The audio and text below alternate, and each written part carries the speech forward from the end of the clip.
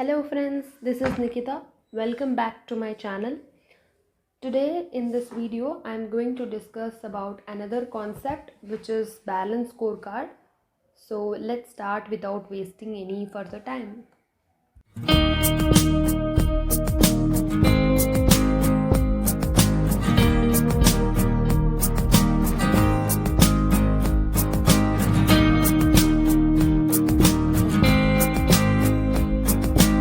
Scorecard. Balance scorecard. The name itself is having a known meaning of scorecard. What is the meaning of scorecard? To understand this, let's go back to your school days. What is the meaning of scorecard? Basically, in school days, teachers used to give scorecard to the students. The purpose is to check the performance of the student, how well the student has performed in the examinations. So, to check that, the scorecard has been issued to the students. In the same way, even the organization wants to measure the performance of the things which is going inside the company. So, the balance scorecard is one of the method which displays the organization performance.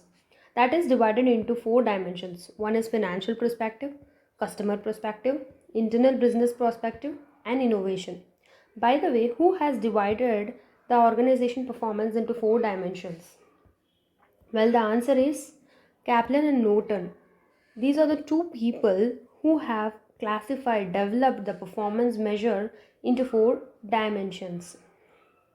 First one is perspective, internal business perspective, customer and learning and growth perspective. Let's study each perspective one by one. One is financial perspective. Financial perspective, how do we look to shareholders? How do we look to shareholders? We in the sense the company. Company is looking to the shareholders. You can think in passively how the shareholders will think about a company. What the shareholders basically expect, they will expect a good returns. Whenever they are going to invest in the company, they need a good returns in the form of dividend, in the form of capital gain. So that is what the shareholders will expect the things from the company. That means they need the company to be financially very strong. So for that company, what it has to do, it has to implement lot of strategies. So whatever the strategies the company is implementing, that is contributing to revenue and earnings. How much the company is financially strong, that means the company is giving the dividends to the shareholders, and that is going to create a positive impact in the company. So for that, corporate strategies and strategic initiatives has to be examined from feasibility of these initiatives, like how much the performance of the company has been developed and how the focus is there towards the objectives and whether the strategies that have been implemented is appropriate or not. So corporate strategy and strategic initiatives are examined from the financial perspective to check the feasibility has been met or not. So this financial objectives have served the two purposes. First is to provide the definite performance that was expected at the time of strategy selection, provide a focus for objectives and appropriate measures in each of the three perspectives. मतलब क्या है, जो भी strategies आके company आके implement करती है उसकी फीसिबिलिटी के बारे में चेक करना बहुत ज़्यादा ज़रूरी है, जिसकी वजह से जितना परफॉर्मेंस आके हम किया है, जितना परफॉर्मेंस आके हम लोगों ने कंपनी ने किया है वो आके स्ट्रैटेजी के बेस पे हुआ है क्या, या तो फिर आके जो भी फोकस हम दे रहे हैं बिजनेस ऑब्जेक्टिव्स के लिए वो आके सारे तीनों प्रोस्पेक्टिव्स के लिए अप्रोप्रिएट होना चाहिए. ऐसे नहीं कि स्ट्रैटेजीज़ को इम्प्लीमेंट कर दिया है, उनका अप्रोप्रिएटनेस भी होना, मैनेजर्स जो भी हर एक यूनिट या डिवीजन होता है वो भी कंट्रीब्यूट करना चाहिए कॉर्पोरेट स्ट्रैटेजी के लिए. So this is the financial perspective. Customer perspective. Customer perspective, how do customer view us. Customer और कंपनी को कैसे देखता है, किस नज़रिए से देखता है. बेसिकली कंपनीज़ क्या करती हैं, ये आइडेंटिफाई करती है. किनको आइडेंटिफाई करती है, कस्टमर्स को आइडेंटिफाई करती है ताकि इनको कोई वैल्यू प्रोवाइड किया जाए, उनके रिक्वायरमेंट्स एंड नीड्स को सेटिस्फाई किया जाए. फिर वो आके मार्केट सेगमेंट्स को भी आइडेंटिफाई करती है ताकि वो कॉम्पिटिटर्स के साथ कैसे कॉम्पीट करे, कस्टमर्स को किस बेस्ट वैल्यू प्रोवाइड कर सके. इसके लिए कंपनी क्या करती है, मैनेजर्स को अपॉइंट करती है. It will appoint the managers. Managers will be head of the unit और डिवीजन। सो मैनेजर्स को क्या करना पड़ता है, ये लीड इंडिकेटर्स को आइडेंटिफाई करना पड़ता है। लीड इंडिकेटर्स को मैनेजर्स आइडेंटिफाई करना पड़ता है। लीड इंडिकेटर्स मतलब क्या होता है, जो कि आके प्रोडक्ट डिफरेंट होता है दूसरों से, कॉम्पिटिटर से अलग होता है, चाहे वो कॉस्ट लीडरशिप हो या प्रोडक्ट डिफरेंशिएशन हो। सो मैनेजर्स को आके लीड इंडिकेटर्स को आइडेंटिफाई करना होता है, ताकि वो आके कस्टमर को सेटिस्फाई कर सकें और रिटेन कर सकें, उनकी लॉयल्टी को अटेन कर सकें। अब बात आती है कि लीड इंडिकेटर्स क्या होता है। लीड इंडिकेटर्स यानी you can see the examples, on time delivery, on site service, यानी कि टाइम टू टाइम डिलीवरी हो जाना। इसमें स्टैंडर्ड प्रीमियम गारंटीड डिलीवरी होती है, शार्प 10 o'clock तुमको डिलीवरी हो जाएगी ऐसे। On time on site service भी प्रोवाइड करती है। आफ्टर सेल सपोर्ट मतलब यानी कि जैसे सर्विस कंप्लीट हो गया, सर्विस के बाद आके कोई भी रिपेयरिंग का चीज़ें आ जाती है, मेंटेनेंस की प्रॉब्लम आ जाती है, तो उसको आफ्टर सेल सर्विस भी प्रोवाइड किया जाता है। डिफेक्ट्स पर ऑर्डर, हाँ एक ऑर्डर के अंदर कितने डिफेक्ट्स आते हैं वो भी कंपनी चेक करती है। प्रोडक्ट का कॉस्ट क्या है, शिपमेंट्स अगर कभी कभी फ्री मिल जाती है क्या, एक वॉल्यूम ऑफ क्वांटिटी से ज़्यादा हो गया, फ्री शिपमेंट की ऑर्डर मिल जाती है क्या। तो ये सारी चीज़ें क्या होती है, ये एक लीड इंडिकेटर होती है। ये लीड इंडिकेटर क्या करती है, ये कस्टमर सेटिस्फाई करती है, रिटेन करती है, लॉयल्टी को अटेन करती है। So this is all about customer perspective, यानी कि कस्टमर किस नज़रिए से देखते हैं, हाउ डू कस्टमर व्यूअर्स। अगर हम कस्टमर को सेटिस्फाई करेंगे, परफेक्ट क्वालिटी देंगे, फ्लेक्सिबिलिटी देंगे, उनके हिसाब से हम आके अपनी सर्विसेज को प्रोवाइड करेंगे, तो वो आके अपनी वैल्यूज़ को प्रोवाइड कर पाएंगे और कस्टमर हमारे साथ अटेन लॉयल्टी के साथ रहेंगे। So this is about customer perspective. Business perspective, internal business perspective, at what must we excel, हम किस चीज़ पे, यानी कि कंपनी, वी का मतलब होता है कंपनी किस चीज़ पे एक्सेल होना चाहिए, मतलब वो ज़्यादा तरक्की करनी चाहिए। सो companies what they will do, they will identify two things. What? Process, because it is internal business perspective, they will identify process, they will identify activities. Why they will do this, why they will identify these activities, because to want to achieve objectives, they want to achieve these objectives. And these objectives, what they will do to achieve these objectives, the companies will identify about the customer perspective as well as financial perspective. They have to see these two things in consideration. For that, they have to assess the value chain analysis, which we already studied about the Porter's value chain, and also they will see the existing operational activities, whatever the activities which is taking place in the company to convert from raw material into finished product, to get the product from the supplier, everything they have to assess the value chain. So company क्या करती है, इन process and activities को identify करके अपने objectives को achieve करती है। achieve करने के लिए उनको value chain analysis plus existing operating activities को assess करना पड़ता है। इससे क्या होता है, कस्टमर रिटेन हो जाती है और अर्निंग्स भी ज़्यादा होती है। और जितना ज़्यादा सर्विस प्रोवाइड करोगे, जैसे आफ्टर सेल सर्विस, तो उसके हिसाब से कस्टमर की रॉयल्टी भी इंक्रीज़ हो जाती है। For example after sale service होती है, ज़्यादा से ज़्यादा अगर तुम फ्री कस्टमर हेल्पलाइंस डालोगे तो लॉयल्टी भी अटेन कर लोगे। उसके साथ साथ सर्विस सेंटर भी अगर मेजर सिटीज़ में डालोगे तभी कस्टमर को रिटेन कर पाओगे, जिससे कि अर्निंग्स इंक्रीज़ होती है। So this is all about the internal business perspective. Learning and growth perspective, how do we continue to improve and create value. Companies कैसे अपने आप को कंटिन्यूसली इम्प्रूव कर सकते हैं और वैल्यू कैसे क्रिएट कर सकते हैं, उसके लिए कंपनी को आइडेंटिफाई करना होगा। क्या चीज़ें आइडेंटिफाई करना होगा, company has to identify the activities which we already saw in the previous internal and business perspective.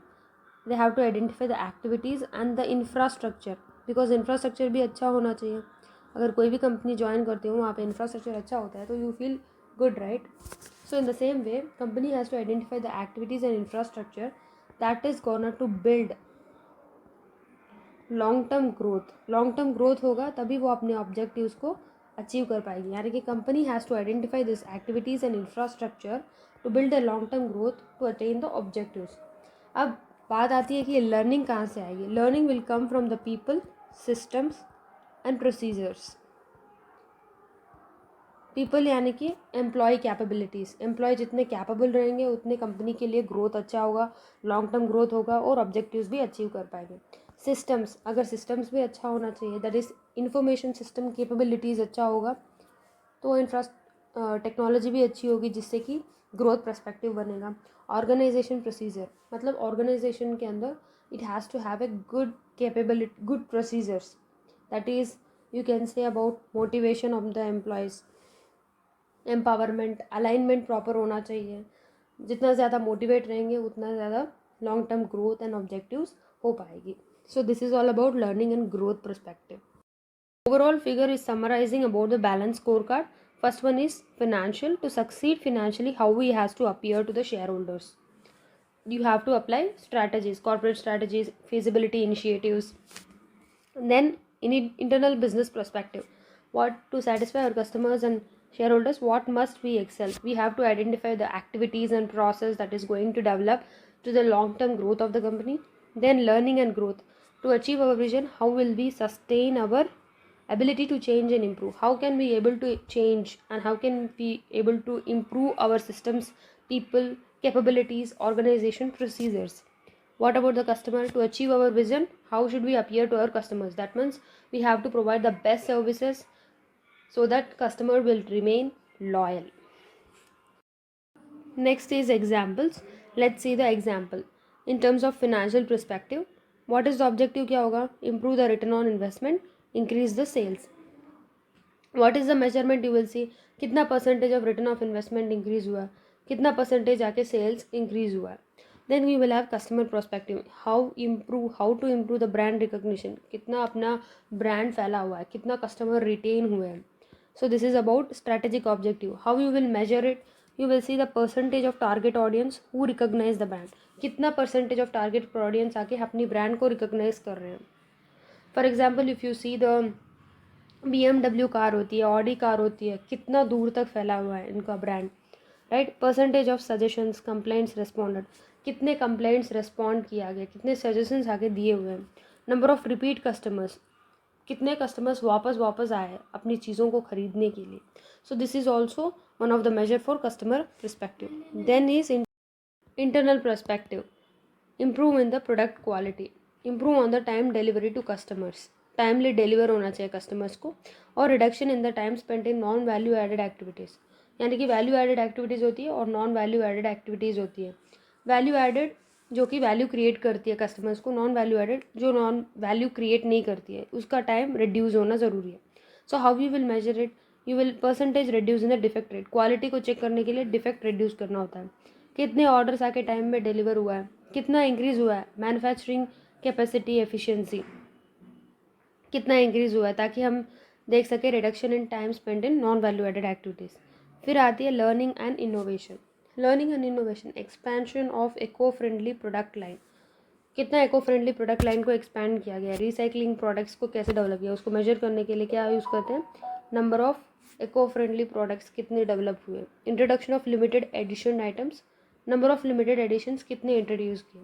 These are certain examples for how to measure the objectives of a strategic perspectives.